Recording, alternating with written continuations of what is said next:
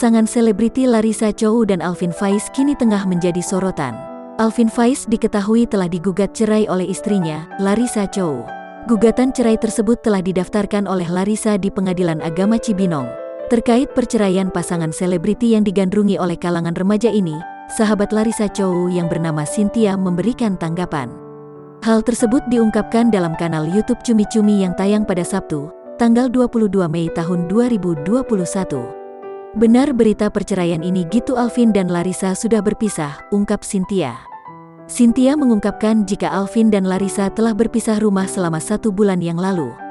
Berpisah rumah udah sekitar 1 bulan, ungkap Cynthia. Pernikahan Alvin dan Larissa yang telah berjalan 5 tahun itu sudah dikaruniai seorang buah hati yang diberi nama Yusuf.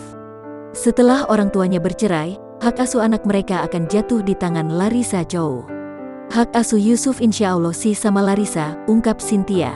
Sementara itu, proses perceraian masih akan dijalani oleh pasangan yang menikah pada tahun 2016 itu.